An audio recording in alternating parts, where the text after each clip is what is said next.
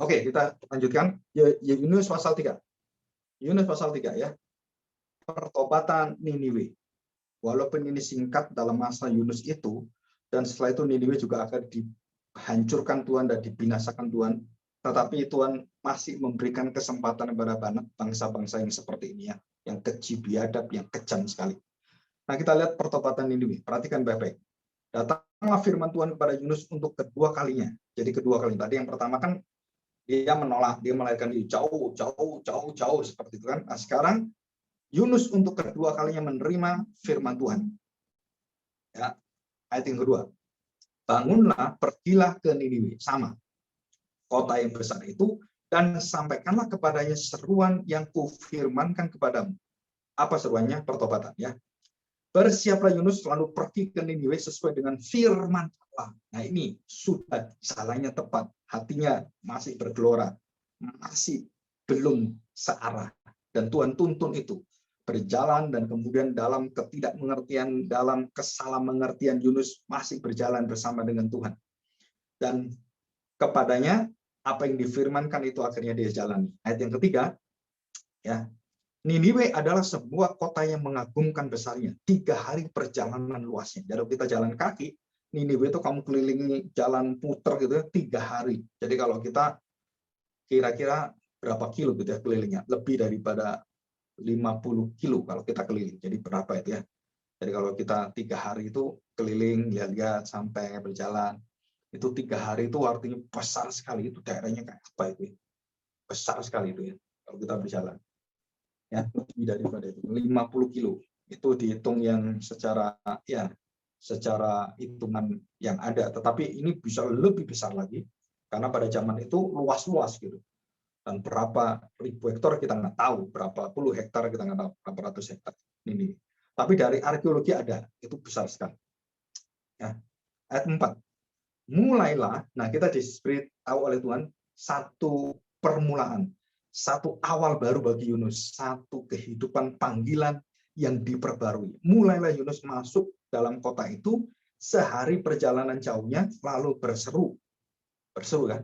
Nah, artinya berseru ini adalah dia berjalan sambil berseru, dia berjalan dan dilakukan bukan 1-2 kali. Dia berseru berkeliling dia.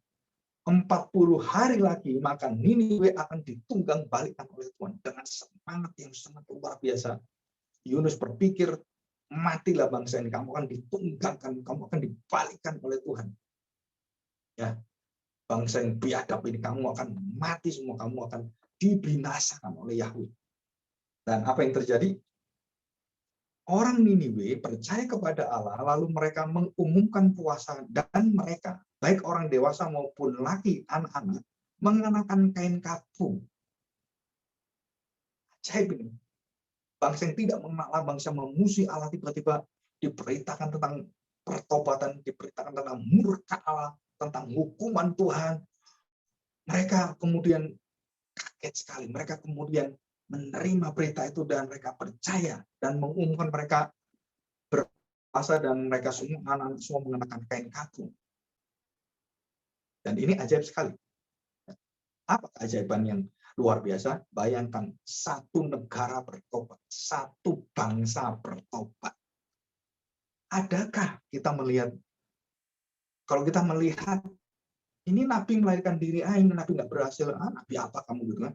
Tapi di belakang itu semua, Yesaya, Yunus, Yesaya, Yeremia memberitakan Injil pada bangsa Israel, yang bangsa dipilih Tuhan, yang bangsa yang sangat ngerti Taurat, ngerti hukum, ngerti moral, kemudian keagamaan, ritual, semuanya fokus sekali, mengerti puji-pujian. Ini Niniwe, bangsa biadab, bangsa yang kejam sekali, bangsa yang kecil, melakukan dosa-dosa yang nggak mungkin kita bisa melihat itu sebagai, dan itu bobroknya luar biasa.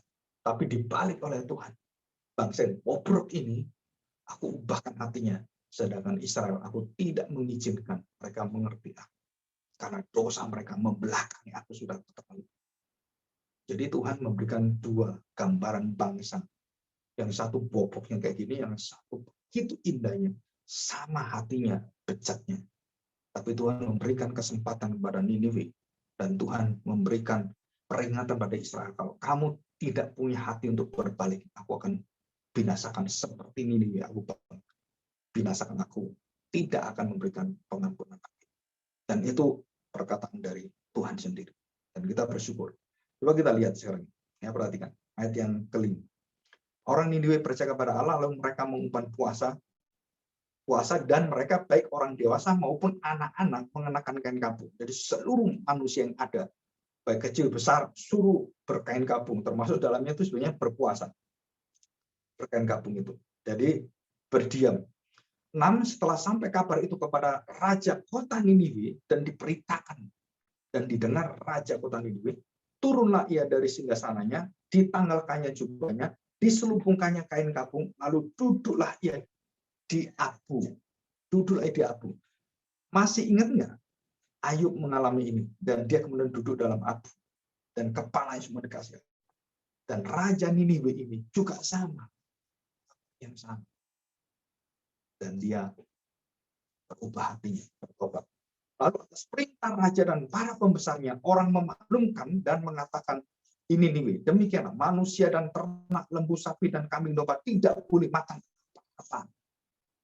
Sampai semua binatang suruh puasa semua. Untuk memohon belas kasihan Tuhan. Memohon pengampunan Tuhan. Memohon keselamatan bagi mereka semuanya.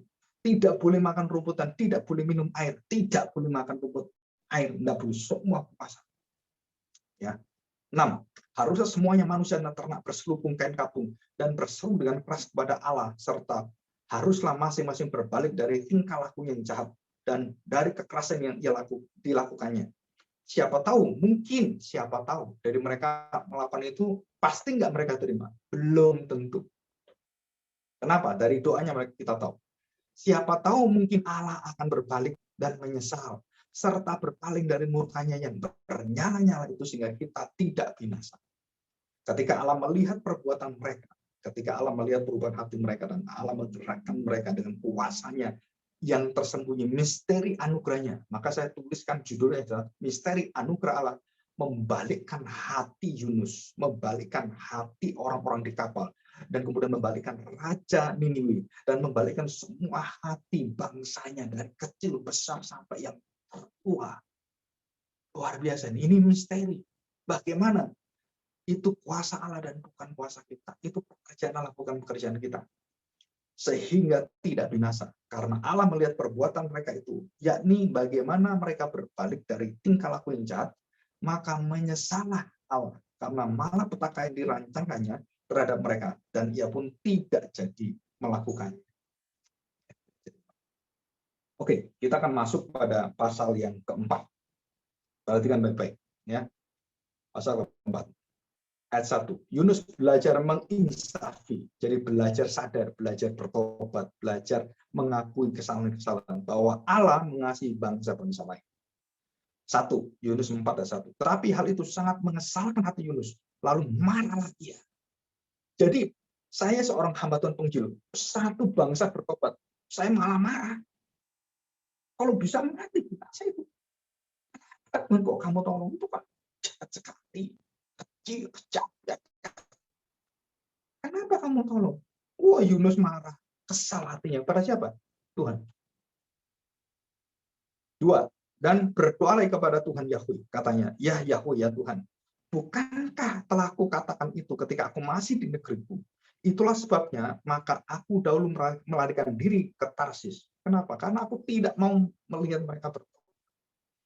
Sebab aku tahu bahwa Engkaulah Allah yang pengasih dan penyayang, yang panjang sabar dan berlimpah kasih setia, serta yang menyesal karena malapetaka yang tidak ditatangkannya. Jadi sekarang ya Tuhan, cabutlah kiranya nyawaku, karena lebih baik aku mati daripada hidup. Jadi kita lihat, cintanya Yunus kepada bangsa Israel tidak mau membuka hati pada keselamatan bangsa-bangsa lain, pertobat bangsa lain. Yunus begitu begitu orang membabi buta, fanatik dengan bangsanya, dengan pilihannya, dengan sunatnya, dengan Tauratnya, dan dia tidak mau bangsa lain menerima semua keselamatan dari Tuhan, kasih dari Tuhan, pengampun dari Tuhan. Nah, itu milik kita, bukan orang lain. Dan aku nyesel, aku marah Tuhan. Dia bukan umat pilihan. Kenapa kamu tobatkan satu bangsa lagi? sampai rajanya, sampai anjing-anjingnya, sampai kepada kambing, domba, sapi semua. Wah, apa kita pikir baik-baik? Apa yang ditolak oleh Yunus sebenarnya? Jadi Yunus memiliki patriotisme yang nasionalisme ini kebablasan. Akhirnya dengan nasionalisme, Hitler membunuh orang-orang Yahudi 6 juta dan membunuh yang lain 60 juta orang. Di tangan Hitler, manusia mati karena dia mengatakan, kami bangsa Arya, bangsa yang paling hebat. Dan yang lain melawan, tak bunuh semuanya. Dan itu berlaku dalam sepanjang sejarah hidup manusia. Mulai Alexander the Great, mulai Julius Caesar, semua orang-orang Nebukadnezar semua. Pembunuh-pembunuh yang kejam sekali. Jadi sekarang ya Tuhan, cabutlah kiranya nyawaku, karena lebih baik aku mati daripada hidup. Tetapi firman Tuhan, layakkah engkau marah? Ya. Dan apa yang nah, kita melihat di sini ayat yang ke-6. Lalu atas penentuan Tuhan, tadi kan ikan ditentukan, badai ditentukan. Sekarang apa? Atas penentuan Tuhan Allah, tumbuhlah sebatang pohon jarak melampaui kepala Yunus. Dan ini penentuan yang ajaib. Ini ajaib semua. Bukan kita pohon apa ajaibnya. Ajaib kenapa? Tiba-tiba ada di atas kepala Yunus. Agar ia terhibur daripada kekesalan hatinya. Allah menghibur Yunus dengan apa? Dia berikan rindang. Pohon yang rindang. Dan dia supaya tenang. Ditenangkan Tuhan. Diberikan kesabaran supaya memikir dengan baik-baik. Dan Tuhan berikan kesempatan itu. Dan apa dikatakan? Yunus sangat bersukacita karena pohon jarak itu. Tetapi keesokan harinya ketika fajar menyingsing, atas penentuan Allah lagi. Nah, ini penentuan yang selanjutnya. Apa? Ulat pun ditentukan Tuhan. Ulat. Ditentukan berapa puluh ratus ulat datang. Nggak tahu saya. Tetapi apa yang terjadi atas penentuan Allah, datanglah seekor ulat yang menggerek makan semua pohon jarak itu sehingga layu. Segera sesudah matahari terbit, maka atas penentuan Allah, sekali lagi, bertiuplah angin timur yang panas terik. Sehingga sinar matahari menyakiti kepala Yunus. Dan dikatakan Yunus itu botak. Orang botak dengan punya rambut beda, panas minta ampun. Lalu rebah ia langsung teler dia langsung ya. Dan berharap supaya matilah aku. Mati itu saat di Yunus. Mulai dari awal pengen mati. Masuk ke kapal pengen mati. Ke dalam perutikan pengen mati. Dan di sini pengen mati aja dia. Ya. Apa yang dikatakan? Lebih baik aku mati daripada hidup. Lebih baiklah aku mati daripada hidup. Lebih baik mati saja daripada hidup. Melihat kenyataan ini. Dan firman Tuhan sekali lagi sama. Layakkah engkau marah karena pohon jarak itu? Selayaknyakah aku marah sampai mati, kata Yunus. Kamu tidak berbuat apa-apa kok marah-marah. Apa hasil usaha? Lalu Allah berfirman, engkau sayang kepada pohon jarak itu. Nah, perhatikan. Ya, engkau sayang pada pohon jarak itu. Dan Tuhan mengatakan, sama. Aku mengangkat dan menumbuhkan pohon jarak yang begitu rindang, begitu bagus adalah sama dengan bangsa Niniwe. Nah, perhatikan ya. Perhatikan. Engkau sayang kepada pohon jarak itu, yang untuknya sedikit pun engkau tidak berjerih payah, dan yang tidak engkau tumbuhkan, yang tumbuh dalam satu malam, dan binasa dalam satu malam. Dari siapa itu? Aku. Aku mau kasih, aku mau cabut, aku mau tanam. Itu aku semua. Berguna untuk menyadarkan kamu. Semua kebaikan Tuhan itu. Bagaimana aku sayang kepada Niniwe, kota yang besar itu, yang berpenduduk lebih dari 120.000 orang, yang semuanya tidak atau membedakan tangan kanan dan tangan kiri dengan ternaknya yang banyak. Dan disinilah kalimat terakhir. Kita harus berpikir baik-baik. Jadi kita lihat semua kelemahan Yunus, pemikirannya, pandangannya, pola hidupnya, cara bergaulnya. Tuhan Yesus mengatakan apa? Kasihilah Tuhan Allahmu dengan segenap hatimu, jiwamu, ragamu.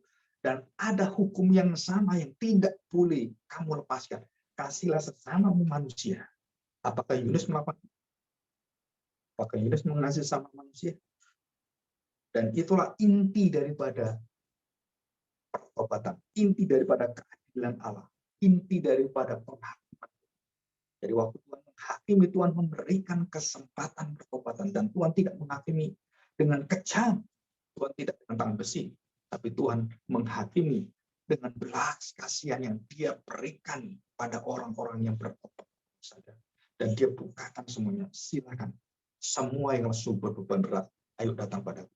Dan inilah menjadi jiwa seorang penginjil, jiwa seorang misionaris, jiwa seorang yang diutus oleh Tuhan, yang tetap dengan kekuatannya dia memandang dan dia melihat semua yang terjadi dalam hidup, baik sesuatu yang enak atau yang tidak enak, yang menentukan atau yang memanaskan kepalanya, semua untuk membawa dia melihat besar kasih setia Tuhan dan anugerah yang tercurah dalam hidupnya, dan dia bersyukur selalu. Maka disitulah Tuhan berkata kepada mereka, layakkah engkau marah kepada? Dan begitu banyak peristiwa dalam hidup saya juga, dengan hidup kalian juga sama. Kita mengalami saat-saat yang paling sulit dalam hidup kita. Kita berpikir, aduh, saya sudah nggak layak. Udahlah, saya lari aja dari Tuhan. Tapi kenyataannya, Tuhan berkata, semakin kamu lari, semakin aku tarik dengan kekuatan, dengan kasih, dengan kesabaran, dengan kemurahan dan belas kasihan. Dan kita bersyukur. Mari kita berdoa. Kita tutup hari ini dengan satu doa, dengan perkataan Tuhan. Layakkah kita marah pada saat seluruh kejadian dalam hidup kita itu datang dan pergi, tanpa kita punya andil apapun dalam hidup kita? Bersyukur jika kita bisa mengalami pendidikan tanpa membayar semua jeripaya orang lain yang mendukung kita. Bersyukur kita menjadi anak, tidak pernah berjerih lelah untuk menghidupi diri sendiri, dan banyak hal-hal yang lain. Tetapi kita bersyukur hari ini, karena hati Tuhan tidak pernah tertutup untuk bangsa-bangsa lain. Dan pilihan Tuhan kepada kita adalah dasar dari kita mengasihi orang-orang di sekitar kita. Pengampunan Tuhan kepada kita, dasar dari kita mengampuni orang-orang lain. Kalau tidak, kita akan dibinasakan Tuhan. Tuhan, inilah satu peringatanmu yang begitu keras, tetapi juga mengingatkan kami, begitu lembutnya hati Tuhan jika kami berbalik. Baik Daud yang berdosa luar biasa, baik Salomo, siapapun Tuhan, termasuk kami percaya Tuhan berikan Roh Kudus yang bisa membalikkan hati kami. Di nama Tuhan kami Yesus Kristus, kami serahkan doa kami. Amin.